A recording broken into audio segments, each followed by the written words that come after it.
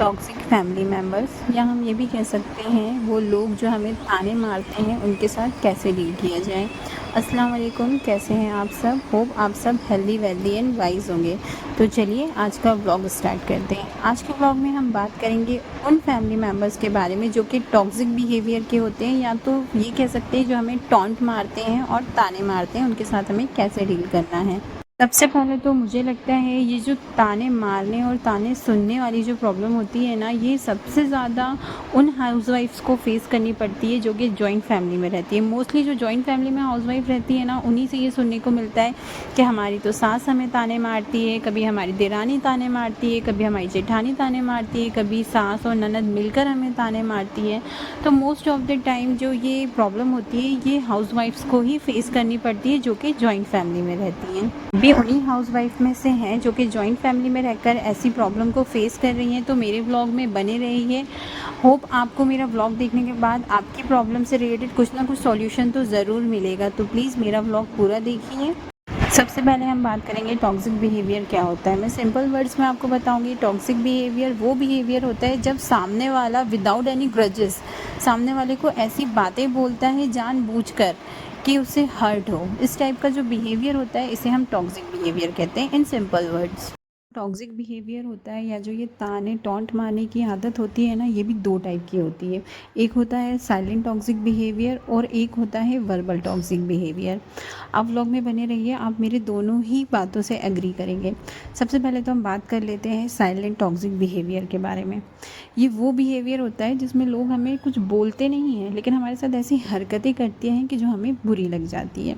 जैसे कि अगर आपके मदर इन लॉ या फादर इन लॉ हैं तो उन लोगों की ऐसी आदत होती है कि वो बेटे बहू कहीं घूमने जाए तो अपना मुंह बन जाता है। उन्होंने कुछ बोला नहीं बट आपके जाने से उनको बुरा लग गया और वो आपको देख के पता चल गया, है ना। ये साइलेंट टॉक्सिक बिहेवियर होता है। पार्शलिटी करना बच्चों में, बड़े बेटे के बच्चे हैं, छोटे बेटे के बच्चे हैं तो उन बच्चों में पार्शलिटी करते हैं जो पेरेंट्स को समझ में आता है, मोस्टली जो उनकी बहुओं को या हमें समझ में आता है। तो ये ऐसे में वो कुछ बोलते नहीं है लेकिन वो बच्चों के साथ पार्शलिटी करके हमें शो करा देते हैं और हमें वो बुरा लगता है। थर्ड होता है इशारों में ताने मारना। इशारों में कैसे ताने मारते हैं? सपोज़ कुछ लोग बैठे हैं ना, आपने कुछ किया तो वो दूसरे को ऐसा इशारा करेंगे जिसको आप देख लेंगे और आपको बुरा लग जाएगा। उन्होंने कुछ बोला नहीं बट आपको बुरा लग गया, है ना। ये भी साइलेंट टॉक्सिक बिहेवियर है। दूसरा होता है दूसरे फैमिली मेम्बर्स के साथ घूमने चले जाना। मैंने कहीं पढ़ा था, एक लेडी कंप्लेन कर रही थी कि मेरी ननद आती है तो मेरी सास और मेरी ननद घूमने चले जाते हैं और वो मुझे पूछते भी नहीं हैं, है ना। तो यहाँ पे भी उन्होंने पूछा नहीं लेकिन बहू को बुरा लग गया। ठीक है। एक होता है बहू अगर घर में ही थोड़ी सी रेडी हो जाए ना, कई घरों में ऐसा होता है, अगर बहू घर में थोड़ी सी रेडी हो जाएगी ना तो सास को वो बुरा लग जाता है, मुंह फुला लेती है। यहाँ पे भी सास कुछ बोलती नहीं है लेकिन वो अपना मुंह ऐसा कर लेती है कि हमें पता लग जाता है और फिर बहू को समझ में आ जाता है कि आज मैं रेडी हुई हूँ तो मेरी सास का मुंह बन गया। ठीक है। कई बार क्या होता है खाना खाते टाइम, है ना, खाना खाते टाइम सास क्या करती है, मेरे बेटे के प्लेट में कितनी रोटी है, मेरी बहू की प्लेट में कितनी रोटी है, वो कंपैरिजन, मतलब वो देखती हैं और आप उनको देख लेते हो तो आपको पता चल जाता है कि यार इनको बुरा लग रहा है ना। ये जो मैंने आपसे बातें कही ना, ये सारे साइलेंट टॉक्सिक बिहेवियर होते हैं सास के, जो कि वो बोलती नहीं है, बिना बोले ही वो ऐसा रिएक्शन शो कर देती है कि हमें बुरा लग जाता है और हमें समझ में आ जाता है। अगर आपके साथ भी ऐसा होता है तो आप मेरे व्लॉग में बने रहिए, आपको मैं आगे बताऊंगी कि हमें इस टाइप के बिहेवियर से कैसे डील करना है। सेकंड हम बात करेंगे verbal toxic behaviour. Verbal toxic behaviour वो होता है जहाँ पे लोग हमें बोल बोल के ताने मारते हैं। ठीक है। और ये जो वर्बल टॉक्सिक बिहेवियर होता है ना, इसमें जो एक ताना होता है, मुझे तो लगता है इस ताने को ना यूनिवर्सल घोषित कर देना चाहिए, जो मोस्ट ऑफ द हाउसवाइफ या मोस्ट ऑफ द मदर्स को सुनना ही पड़ता है अगर वो अपने मायके से वापस अपने ससुराल आती हैं और उनके बच्चे छोटे होते हैं। तो जब भी मदर अपने मायके से ससुराल आएगी ना तो उनके घर में सास, है ना, वो ऐसा बोलेगी अपने पोता पोती को देखकर, अरे तू तो अपनी नानी के यहाँ जाकर इतना दुबला हो गया है, इतना ऐसा हो गया है। मतलब जो नेगेटिव चीज़ बच्चे को बोल सकते हैं ना, वो ऐसा बोलेगी और वो ये डायरेक्टली इनडायरेक्टली ना ये वो मदर को बोला जाता है ना। तो मुझे लगता है इस ताने को तो यूनिवर्सल घोषित कर ही देना चाहिए।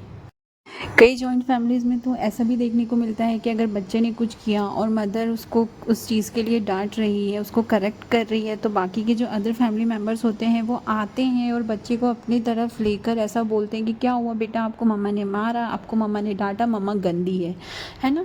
ये भी क्या होता है, ये भी टॉक्सिक बिहेवियर ही होता है। कई बार अदर फैमिली मेम्बर्स जो होते हैं ना, वो ऐसे जानबूझकर बच्चे के साथ करते हैं कि जिससे ना बहू को ताना भी पड़ जाए और बच्चे के भी दिमाग में अपनी मदर को लेके एक नेगेटिव माइंडसेट बैठ जाए। कभी किचन में अगर बहू काम कर रही है तो नंद और सास किचन में आके कोई ताना मार देंगी, पानी पीने के बहाने, कोई सामान लेने के बहाने, है ना। कई बार घर में गेस्ट आए हैं तो उनके सामने ताना मार देंगी, है ना। तो ये जो फैमिली मेम्बर्स होते हैं ना, कुछ सास हो गई, नंदे हो गई, देवरानी जेठानी, ये मतलब ऐसा उनके बिहेवियर में ना ये आदत होती है ये करने की।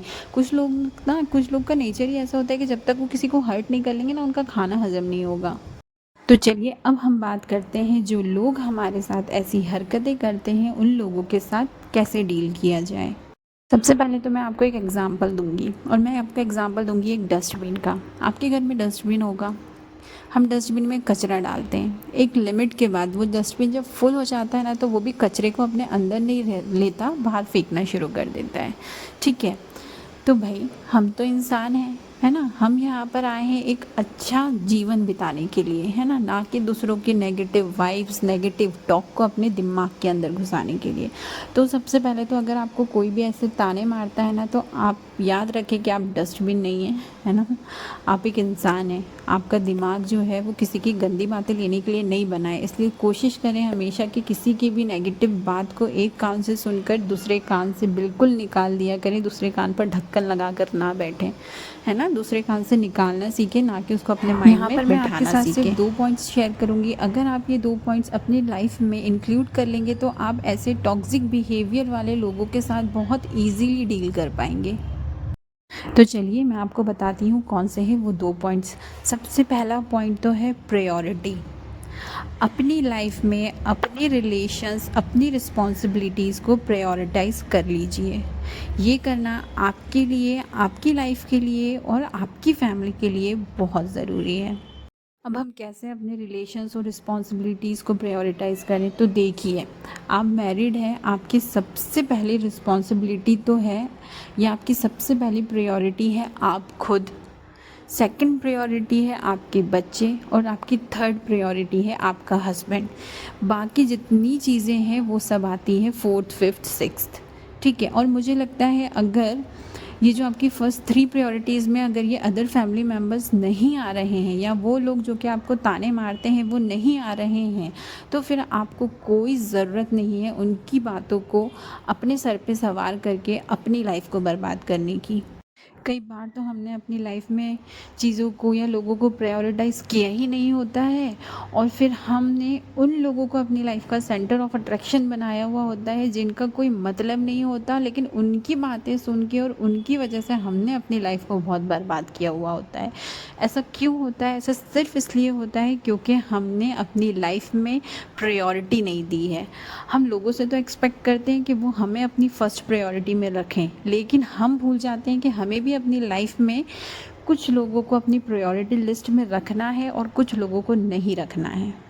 कुछ लोग बोलेंगे अगर हम फर्स्ट प्रायोरिटी खुद को देंगे तो ये तो सेल्फिश नेचर हो जाएगा। बिल्कुल नहीं, आपको हमेशा फर्स्ट प्रायोरिटी अपने आप को देना है, क्योंकि अगर आप अपने आप को प्रायोरिटी नहीं देंगे तो आप अपना ख्याल नहीं रखेंगे। ठीक है, आपको अपने आप को प्रायोरिटी देना है, आपको अपनी मेंटल और फिजिकल दोनों हेल्थ का ध्यान रखना है। जब आप अपना ध्यान रखेंगे तभी आप अदर फैमिली मेम्बर्स का, या आपकी जो सेकेंड थर्ड प्रायोरिटी है, आप उनका ध्यान रख पाएंगे। इसलिए हमेशा फर्स्ट प्रायोरिटी आप अपनी फिजिकल और मेंटल हेल्थ को दीजिए।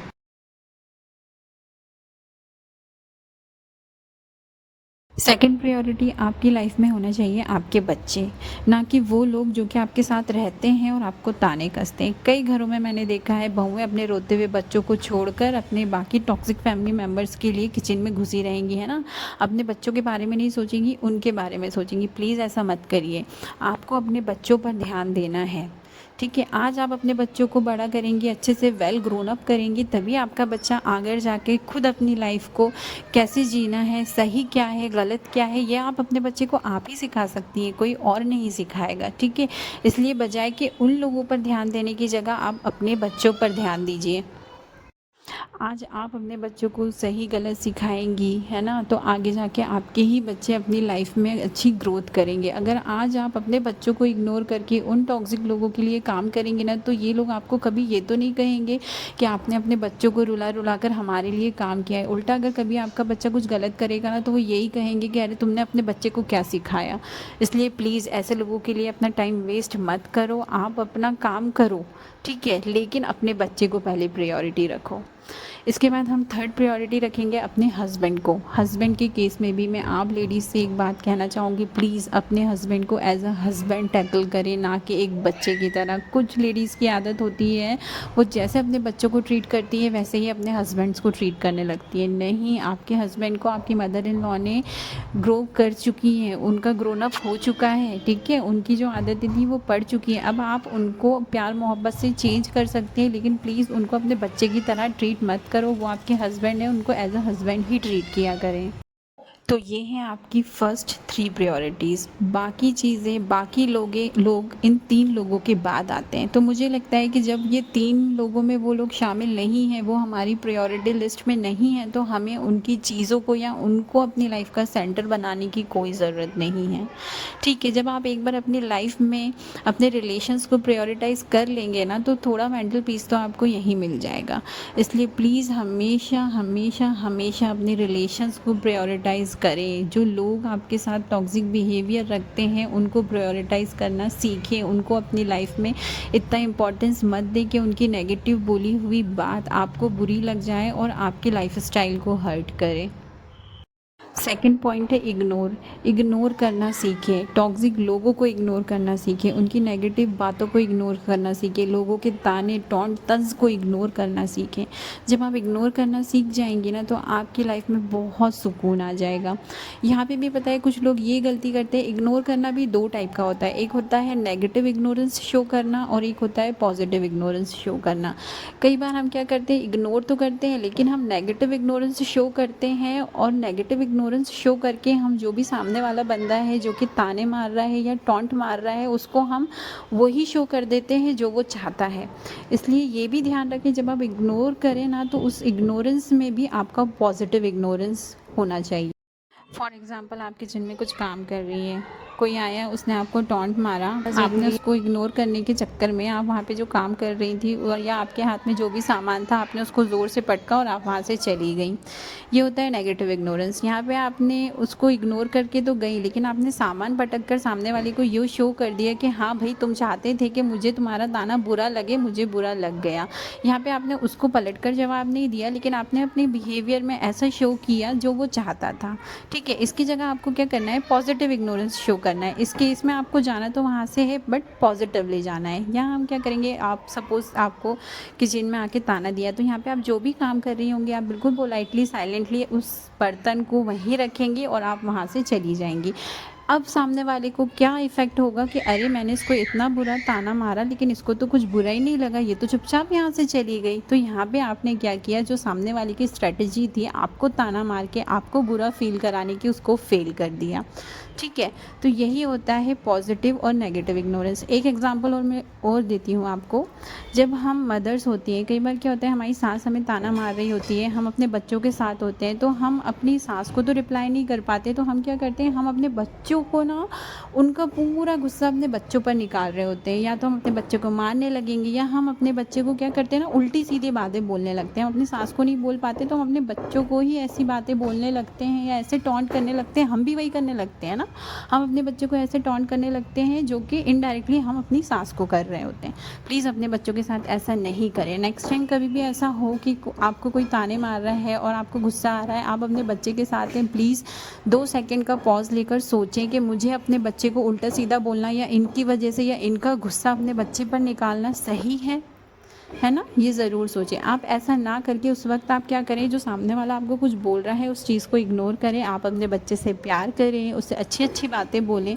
जब सामने वाले देखेगा ना, अरे मैं तो इसको इतना कुछ बोल रही हूँ और ये है कि मुझ पे ध्यान ही नहीं दे रही, ये तो अपने बच्चों पे ध्यान दे रही है और वो भी इतने अच्छे से दे रही है, उससे प्यार कर रही है, यकीन करिए 2-3 बार ऐसा इग्नोरेंस शो करके देखिए, चौथी बार से सामने वाला खुद ही आपके पास नहीं आएगा। यार किसी को पॉजिटिव इग्नोरेंस शो करने के और भी कई सारे तरीके होते हैं। देखिए, ये एक ऐसा टॉपिक है जिस पे जितनी बात की जाए उतना कम है। जैसे हाथ की पांचों उंगलियां बराबर नहीं होती, वैसे ही जब हम जॉइंट फैमिली में रहते हैं तो जॉइंट फैमिली के जो लोग होते हैं उनका बिहेवियर, उनकी सोच भी एक जैसे नहीं होती। कुछ रिलेशंस ऐसे ही होते हैं जिनको हम चाहकर भी ख़त्म नहीं कर सकते, और यही अच्छा होता है। हमें रिलेशंस ख़त्म भी नहीं करने चाहिए, बस हमें उनके साथ डील करना आना चाहिए। तो ये जो 2 पॉइंट्स मैंने आपके साथ शेयर किए हैं, प्रायोरिटी को समझे अपनी और इग्नोर करना सीखें। मेरे एक्सपीरियंस में तो यही 2 पॉइंट्स हैं जो कि मुझे हेल्प करे हैं, और होप अगर आप लोग भी इसको अपनी लाइफ में इंक्लूड करेंगे तो ये आप लोगों को भी हेल्प करेंगे।